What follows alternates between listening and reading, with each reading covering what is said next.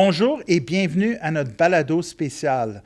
Aujourd'hui, on va parler du 50e du drapeau franco-ontarien.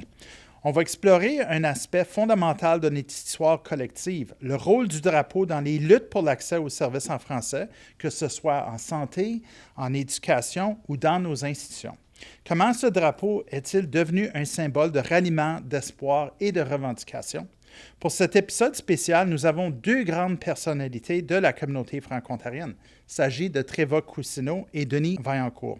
Trévoch Cousineau œuvre depuis 60 ans pour la défense et la promotion de la francophonie au niveau local, provincial, national et international. Elle a joué un rôle de conseil, de coordination et de gestion au sein de plusieurs organismes franco-ontariens. On ne les nommera pas, il y en a trop. Trévoch a été présidente et directrice générale par intérim de l'ACFO provincial, notre organisme avant qui a porté le nom de l'AFO, et directrice générale de la Fédération nationale des conseils scolaires de langue française. Elle a présidé, entre autres, le groupe consultatif sur la gestion de l'éducation en langue française, dont le rapport a mené à la création des 12 conseils scolaires de langue française en Ontario.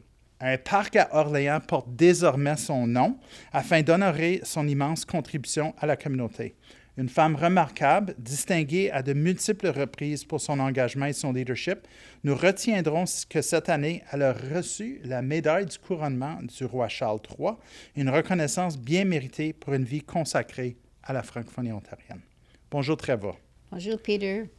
Nous sommes aussi avec Denis Vaillancourt, un habitué de la maison. Ancien président de l'Assemblée de la francophonie de l'Ontario, Denis a œuvré depuis plus de 40 ans en éducation dans le réseau scolaire franco-ontarien et jusqu'en juin 2018, vous avez présidé le comité tripartite pour l'éducation en langue française en situation minoritaire au Canada. Engagé au sein de Centraide Est de l'Ontario depuis 2015, vous avez siégé au conseil d'administration de l'organisation jusqu'en 2021.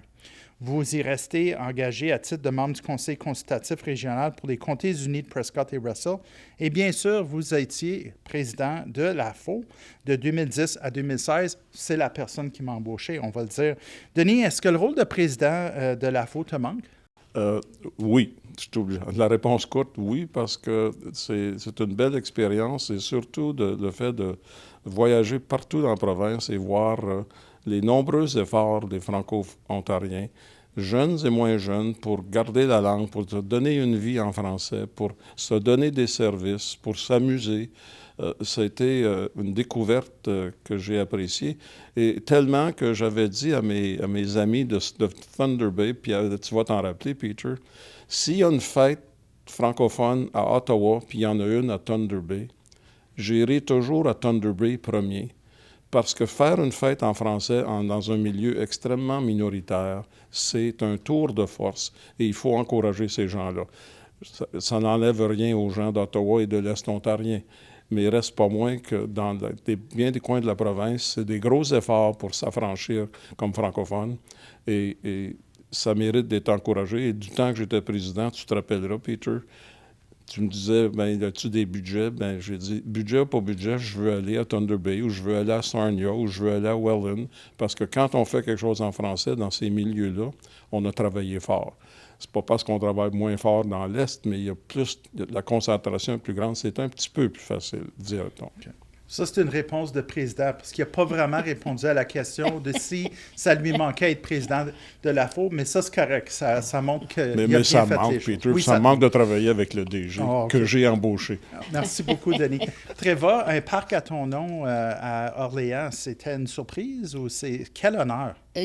Bien, merci, oui, mais une surprise. Je le répète, jamais dans ma vie que j'aurais pensé qu'un jour un parc aurait mon nom. Comme j'ai été vraiment honorée et très, très contente de recevoir ça. Je suis certaine qu'il y a plein de gens qui en méritent autant, mais j'ai été très flattée, je dois l'admettre. Bien, il faut faire un party, puis si vous passez à Orléans, visitez le parc Trévoch Cousineau.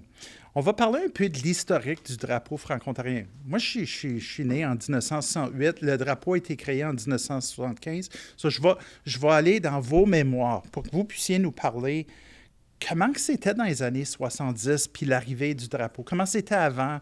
Est-ce que les gens réalisaient qu'on était en train de faire quelque chose de vraiment intéressant à ce moment-là? Est-ce qu'on comprenait l'importance de ce geste que Gaétan Gervais et Michel Dupuis et les autres personnes à Sudbury ont posé?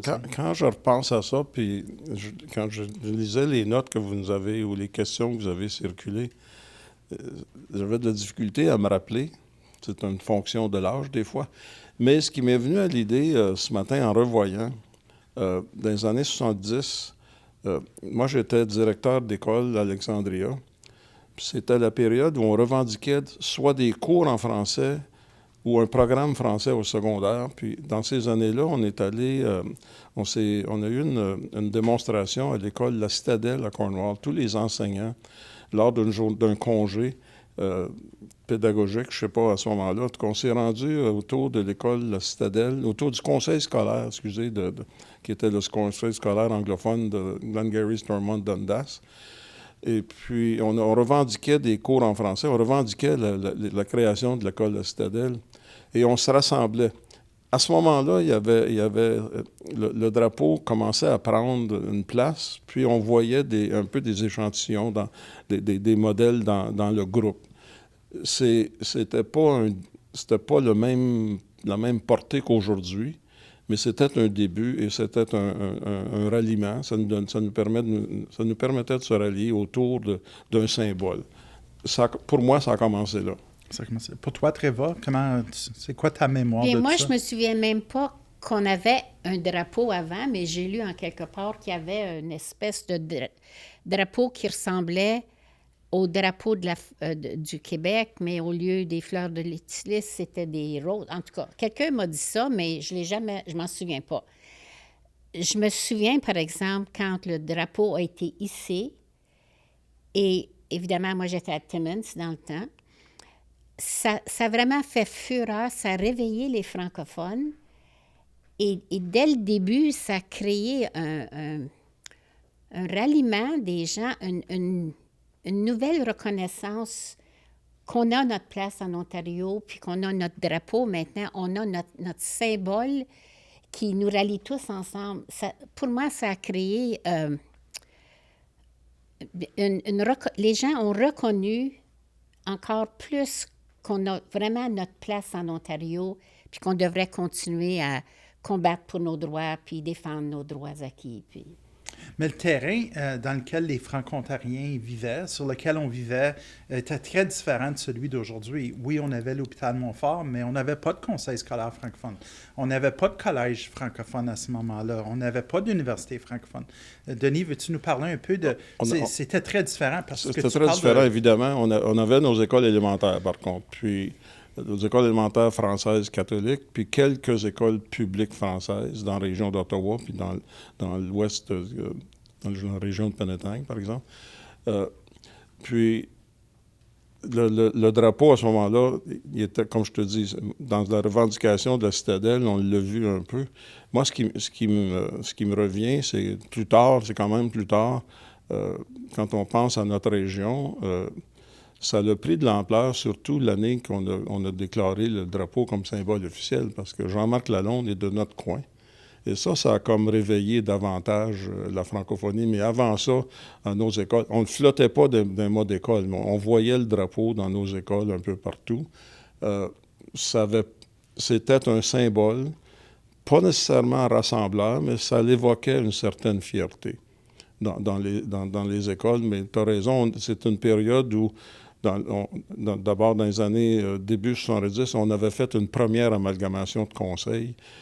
On était parti de 125 ou 1000 conseils pour devenir 125 conseils.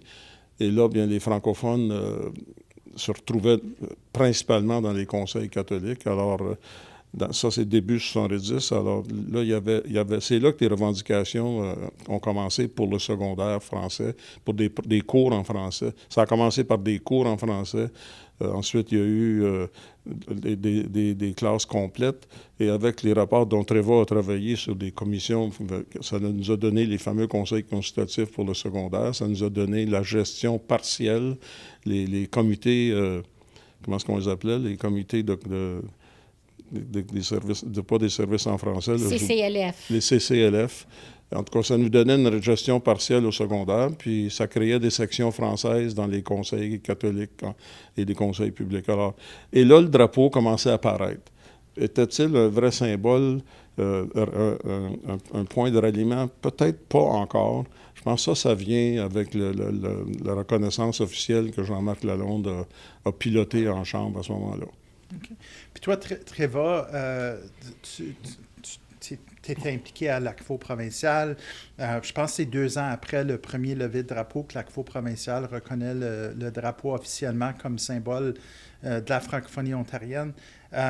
Au niveau du côté de l'ACFO, puis comment est-ce que toi, tu voyais ça? Tu étais toujours à Timmins à ce moment-là? Ah oui, j'étais à Timmins.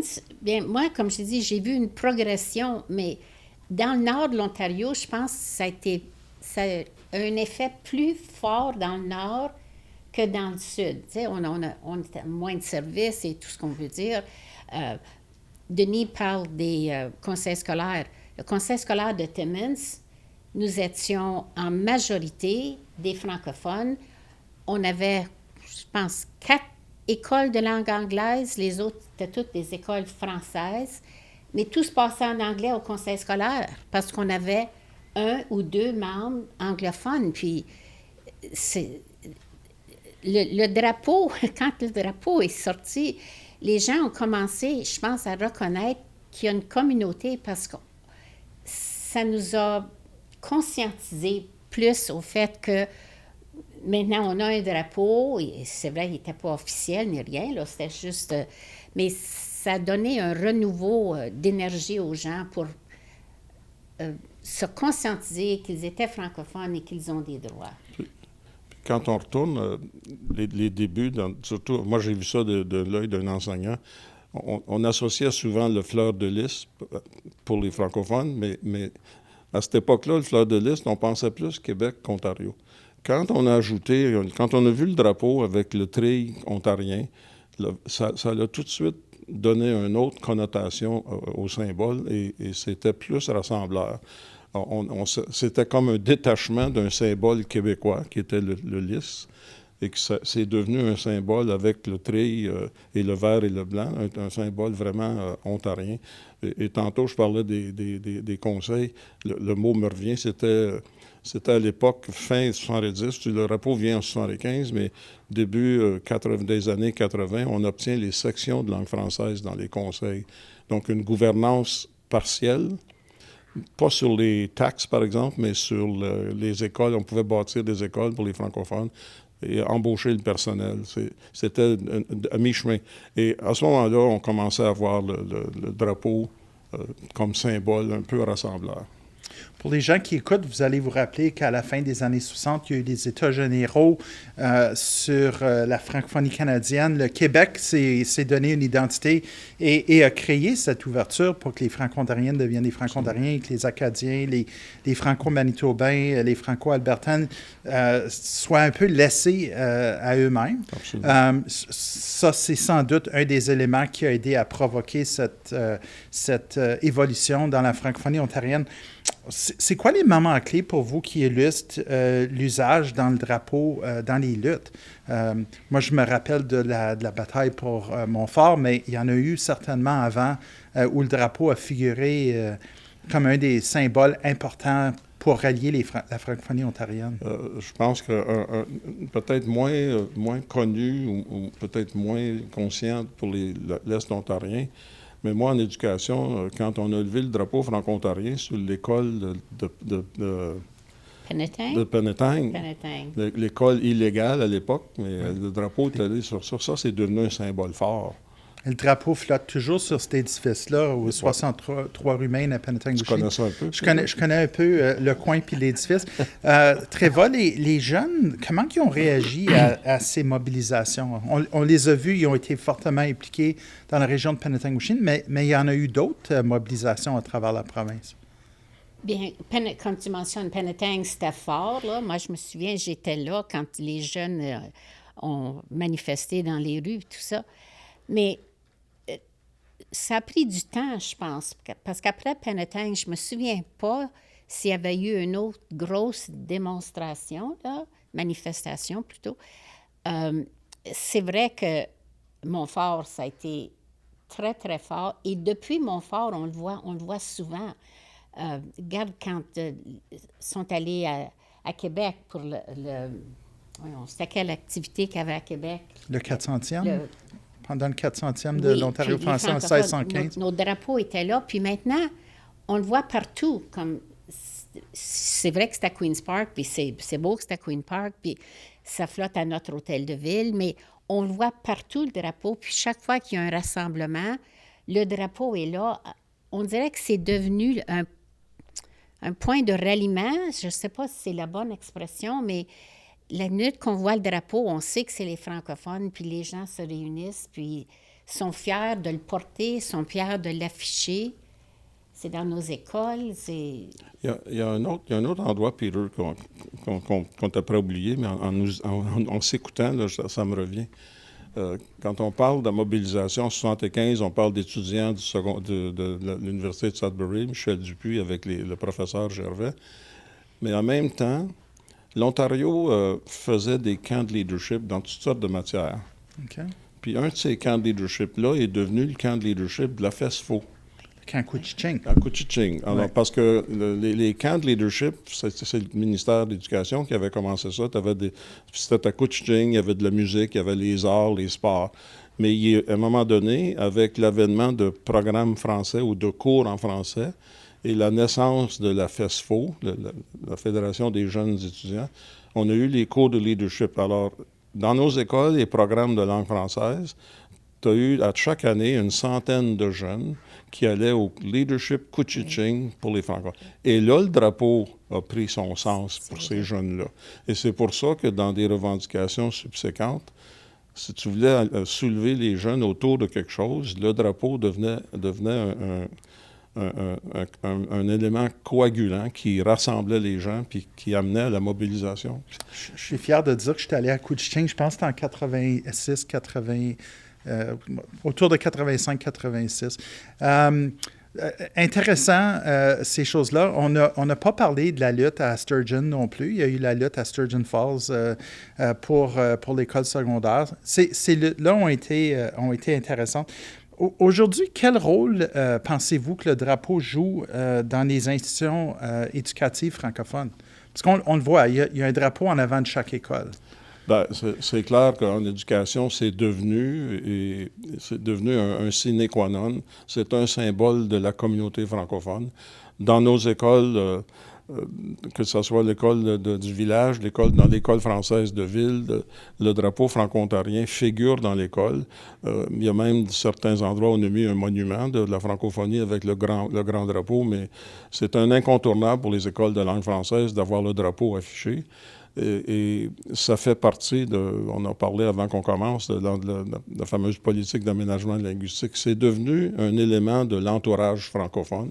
Ça rassemble les gens et c'est une pierre angulaire, je pense, pour rassembler, pour parler de francophonie dans nos écoles. Moi-même, aujourd'hui, partout où je vais, si je n'ai pas d'autres boutons à mettre, je mets un drapeau franco-ontarien. Je viens de la France, j'ai fait un séjour en France. Le seul bouton que j'avais sur mon veston, c'était le bouton de drapeau franco-ontarien. Et bien des gens, c'est le bouton qui reste quand tu as fini toutes tes participations d'ailleurs. Je suis contente que tu as mentionné les monuments de la francophonie. Oui. Parce que ça, c'est un si beau projet, puis... Toi, tu as été très impliqué dans la création des monuments. Parle-nous-en un petit peu, Tréva. Ah bien, c'est le bébé d'Alain Vachon, comme tu sais, là, c'est lui qui a parti l'idée. Il a regroupé un groupe de personnes qui ont voulu travailler avec lui, puis c'est une réalité. Mais ces monuments-là, premièrement, c'est un signe visible dans les municipalités où il y en a qu'on existe. Et les thèmes autour de chacun sont développés pour que les gens qui lisent un peu, ils savent, oui, on a eu des ingénieurs, on a eu des médecins, on a eu des écrivains, on a eu... Et puis, moi, mon rêve, c'était qu'un jour, chaque ville de la province ait un monument de la francophonie. Je sais que c'est dispendieux à créer, mais les gens sont prêts à payer pour avoir leur nom sur le monument. Puis, pour moi, c'est un des plus beaux projets de notre francophonie depuis longtemps. Mais on est proche de... Il y a deux choses qui se sont produites, surtout après la reconnaissance officielle. Il faut donner crédit à Jean-Marc Lalonde parce que après que la chose ait été adoptée, l'endroit le plus intéressant, puis on l'a vu avec les célébrations cette année, tous les postes de police dans les zones désignées pour les services en France. Police provinciale de l'Ontario, à bord le drapeau franco-ontarien. Ils ont même, pour le 50e, décoré une autopatrouille en drapeau franco-ontarien. Puis j'ai pu la voir dans mon village, là. Je n'ai pas vu ça, moi. Non, c'est... Oui, ils font le tour de la province. Ils ont été présents au Congrès de la Fouille. Ils ont été présents au Tintamarre puis au lever du drapeau à Sudbury, à l'Université de Sudbury, 25 septembre. On voit de plus en plus que ce symbole de reconnaissance il est très important. Puis j'aimerais vous donner une petite anecdote qui s'est produite à Rockland le 25 septembre. On faisait le lever du drapeau, puis on rappelait le 50e, puis on est chanceux d'avoir Jean-Marc qui en parle toujours, comment il y a... Tout ça. Mais, fait inusité, dans l'auditoire, il y a un monsieur qui vient me voir avant, là j'oublie son nom, puis j'aurais dû l'écrire. Il était élève à Timmins, il avait 12 ans, puis il dit, quand ils ont fait le premier lever de drapeau à Sudbury, il y a un autobus de Timmins qui est allé à Sudbury, à l'Université Sudbury. Il était présent au premier lever du drapeau. Puis il était il demeure à Rockland aujourd'hui. Et on a raconté ça, bien, ça a été un applaudissement général. Puis on avait des élèves, on avait des élèves de l'immersion. Mais le fait qu'on a dit, on a un adulte ici qui était là le jour du premier lever. Là, tu as vu une fierté dans la foule là, qui n'était pas... Tu ne te souviens pas de son nom? Non, j'oublie son nom. C'est correct qu'on va le trouver tout à l'heure. Je vais revenir sur la manif pour Montfort, parce que le drapeau franco-ontarien a figuré tellement dans la lutte pour garder l'hôpital Montfort. Moi, je suis originaire de Welland. Je connaissais le drapeau franco-ontarien, mais je pense que c'est quand j'étais à cette manif, je travaillais à la direction de jeunesse, on s'était organisé pour être là pour cette manif qui avait eu lieu avec Gisèle Lalonde et les autres personnes. Je pense que c'est un des moments, pour moi, où j'ai été le plus fier d'être franco-ontarien. Parlez-moi un peu de comment, dans les luttes pour la santé, que le drapeau a figuré. Bien, moi, je le regarde la journée de cette fameuse démonstration au rassemblement de Montfort. Les DG francophones ont été convoqués à Toronto. Notre conseil scolaire, les élèves étaient tous à la démonstration. Mais le fait, puis je pense que les images qu'on se rappelle, c'est des images, parce que on est sorti de la réunion, puis on regardait le rassemblement en fin de journée puis en soirée. Ce qui était frappant, puis à la fois un élément de fierté et de mobilisation, c'est quand tu vois comme les grandes parties de hockey, le drapeau canadien, mais ce soir-là, c'était un drapeau géant franco-ontarien qui flottait dans la foule. Et ça ne peut pas faire autrement qu'allumer de la fierté et comment dirais-je, de l'affirmation de ce que nous sommes. Tu sais, la fameuse phrase de Lafaux, nous sommes et nous serons. Mais quand je vois le drapeau, c'est ça. Puis aujourd'hui, je suis obligé de dire, à chaque fois qu'on lève un drapeau, puis qu'on met le chant, en plus, mon beau drapeau, moi, j'ai des larmes à chaque fois, des frissons. Je ne peux pas ne pas regarder une cérémonie comme ça, puis avoir une petite larme, une larme de fierté. Bien, tu mentionnes ça, puis justement, au Monument de la francophonie, chaque fois que le drapeau est levé, là, puis qu'on chante ça, tu vois les gens essuyer leurs yeux, puis même moi, tu dis la larme à l'œil, parce qu'on est tellement fiers de ce drapeau-là. Mais tu as raison de dire que la lutte pour Montfort a donné encore plus de visibilité au drapeau. Puis je pense que même que les gens savaient qu'il y en avait un avant, là, c'est devenu encore plus important comme symbole de notre francophonie. On doit beaucoup à Gisèle. Absolument. Pensez-vous que le drapeau peut encore être utilisé pour mobiliser la communauté? Je regarde, il y a eu en santé ou dans d'autres domaines. Ah, définitivement. Moi, je pense que s'il y a une autre crise en quelque part, le drapeau va être de l'avant, puis il va être hissé bien haut, puis et les gens vont porter leur petit drapeau. Comme tu dis, moi, le petit, là, je l'ai surtout mes vêtements, comme quand je change de vêtements, je change de drapeau parce que ça représente qui nous sommes. Mais un autre élément qui est rassembleur du drapeau que j'ai réalisé dans les tournées à la présidence, et ça se voit encore aujourd'hui, c'est un outil d'accueil de nos nouveaux arrivants francophones. Les nouveaux arrivants, je pense, quand ils peuvent voir qu'il y a un symbole comme celui-là, très simple, mais ça veut tout dire par rapport à la francophonie ontarienne. Alors, ça nous aide, tu sais, dans un des défis de votre assemblée annuelle, des sondages, on dit il faut mieux accueillir les nouveaux arrivants francophones. En Ontario, quand tu présentes le drapeau, ça l'évoque toutes sortes de choses, mais ça l'évoque aussi l'accueil. Alors, ça devient un instrument autant de revendication ou de rassemblement pour revendiquer, comme accueil pour la francophonie mondiale. L'autre chose que je fais quand je voyage, je porte le drapeau canadien et le drapeau franco-ontarien. Puis je me fais demander, c'est quoi ça? Mais vous savez, quand on dit en France qu'on vient de l'Ontario, bien, comment se fait qu'on parle français? Mais là, je dis non, on a une société, il y a une société francophone en Ontario, vibrante et dynamique et qui s'épanouit. Trevor, penses-tu que l'AFO donne assez de place au drapeau franco-ontarien dans le travail? L'AFO? L'AFO, oui. Définitivement. Définitivement, parce que il est toujours là, le drapeau. Chaque activité, chaque célébration, il est sur notre papier. Non, moi, je veux dire, il est partout. Il est surtout sur le site web.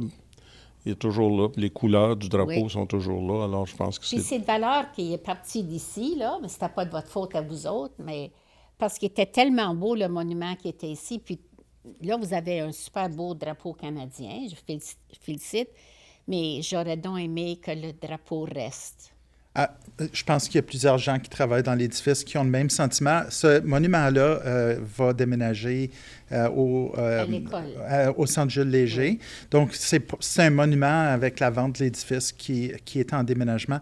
Y a-t-il des choses que l'AFO peut faire pour rendre le drapeau encore plus visible? Je sais qu'on est porteur des monuments. On a mis beaucoup d'efforts grâce à un beau partenariat avec l'Université de Sudbury puis de l'ACFO du Grand Sudbury pour que le 50e soit tout ce qui pouvait être avec le lever de drapeau protocolaire à Sudbury, la lieutenant-gouverneur qui est en train de faire un projet de legs. Penses-tu qu'il y a encore plus de choses qu'on peut faire pour faire rayonner notre beau drapeau? J'ai pas de suggestion, moi. Moi, j'en ai une. Bon. Okay. C'est pas nécessairement facile de se procurer un drapeau. OK. La distribution veut dire... On n'est peut-être pas à l'étape qu'on pourrait le trouver chez Canadian Tire, mais on devrait travailler peut-être à en avoir... Parce que quand arrive la fête du Canada, Canadian Tire ont des tablettes pleines de petits Canada. Peut-être que dans l'Ontario français, dans les zones, les secteurs, les zones désignées de la province, les groupes devraient approcher des magasins de ce genre-là, puis mettre des drapeaux. Puis là, je parle à Rockland, je pense que le propriétaire de Home Hardware, à un moment donné, on y avait dit ça, puis je ne sais pas où, c'est ça qui est le problème, où tu t'en procures pour que le marchand puisse les avoir disponibles. Il y aurait une campagne à faire à chaque été, au mois d'août, ça pourrait être l'AFO, puis quand on fait une campagne, de dire comment les commerçants qui veulent le faire, surtout nos commerces francophones, où je peux obtenir des drapeaux en quantité puis que je peux les offrir à ma clientèle. J'ai été surpris en 2015, je suis allé en Acadie, je suis allé à Chétican avec pendant les célébrations du 400e et j'ai été frappé parce que j'étais là pour le 15 août, les jours des grands tintamarres en Acadie. Puis il y avait des magasins qui étaient ouverts pour un mois qui vendaient toutes sortes de choses en bleu, blanc, rouge et des étoiles jaunes, c'est certain.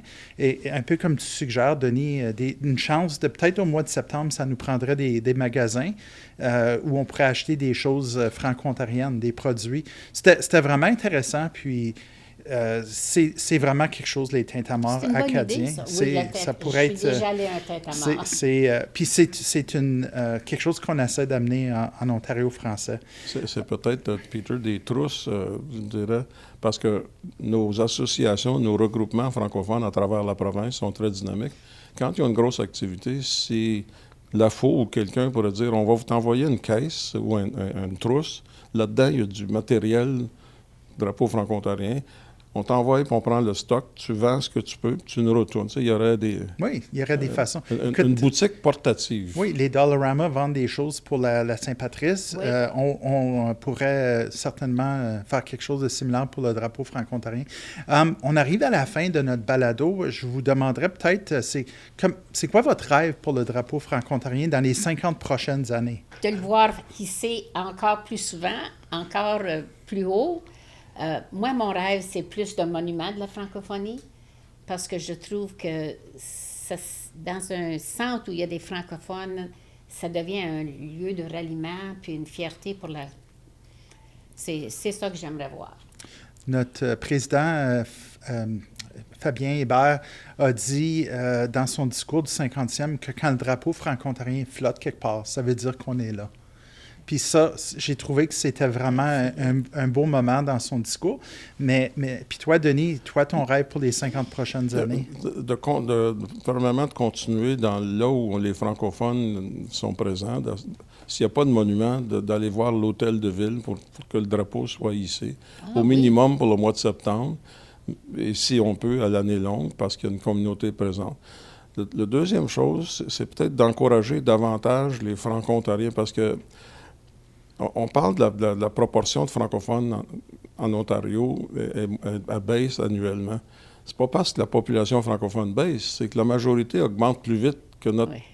Alors, comment on devient visible? Bien, la façon de devenir visible, c'est d'avoir des drapeaux franco. Et au mois de septembre, moi, chez nous, puis j'encourage, on peut avoir des campagnes. As-tu ton drapeau pour le mois de septembre? Tu peux l'afficher à ta maison. Moi, il y a des choses que j'aime moins des Américains, mais la fierté du drapeau pour les Américains, parce qu'à peu près partout, quand tu voyages aux États-Unis, les maisons ont leur drapeau des États-Unis à quelque part à la maison. En Ontario français, pourquoi pas dire le mois de septembre, là, achète-toi un drapeau, gros, petit, mais mets-le devant ta maison. Les maisons, les francophiles, les francophones, c'est une visibilité. Et moi, pour l'avenir, j'espère que ce sera toujours le signe visible qu'on est là, comme francophone. C'est une campagne menée par la FO pour encourager les gens à voir leur drapeau. L'idée du balado, c'était pas de donner du travail à la FO, mais je vais vous dire un grand merci, Denis Vaillancourt, Tréva Cousineau, pour cette belle discussion. Et vous l'avez entendu ici, tout le monde doit s'acheter un drapeau franco-ontarien et le flotter devant chez eux, chez elles. C'est comme ça qu'on va rester visible au cours des 50 prochaines années. Merci beaucoup à vous deux et puis à la prochaine. Merci, Peter.